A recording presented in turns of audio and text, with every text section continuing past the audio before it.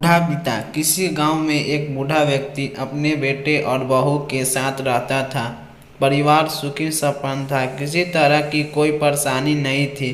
बूढ़ा बाप, जो किसी समय अच्छा खास नौजवान था, आज बुढ़ापे से हार गया था। चलते समय लखराता था, लाठी की जरूरत लगी, चेहरा झुर्रियों से भर चुका था, बस अपना जीवन किसी तरह व्यतीत कर रहा था। घर में एक चीज अच्छी थी, शाम को खाना खाते समय पूरा परिवार एक साथ टेबल पर बैठकर खाना खाता था।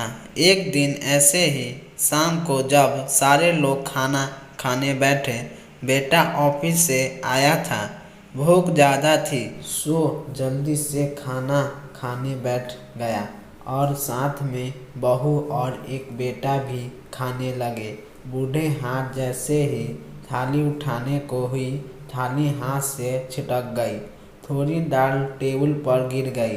बहू बेटे ने घृणा दृष्टि से पिता की ओर देखा और फिर से अपना खाने में लग गए। बूढ़े पिता ने जैसे ही अपने हिलते हाथों से खाना शुरू किया तो खाना कभी कपड़े पे गिरता, कभी जमीन पर। बहू चीखते हुए कहा, हे राम, कितनी गंदी से तरह से खाते हैं।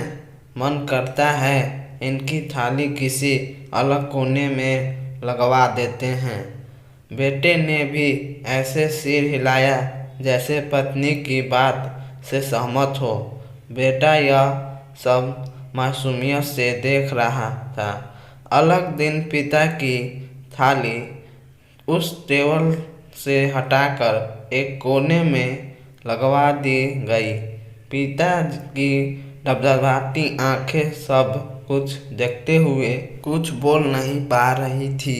बूढ़ा पिता रोज की तरह खाना खाने लगा। खाना कभी इधर गिराता, कभी उधर। छोटा बच्चा अपना खाना छोड़कर लगातार अपने दादाजी की तरफ देख रहा था। माँ ने पूछा, क्या हुआ बेटे, तुम दादाजी की तरफ क्या देख रहे हो और खाना क्यों नहीं खा रहे हैं? बच्चा बड़ी मासूमियत से बोला, माँ, मैं सीख रहा हूँ कि वृद्धों के साथ कैसा व्यवहार करना चाहिए।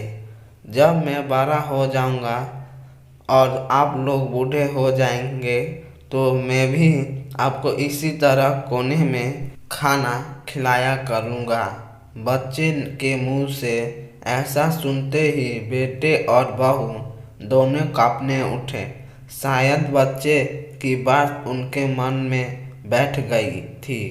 युक्ति बच्चा ने मासूमियत से एक साथ बहुत बड़ा सबक दोनों लोगों को दिया था।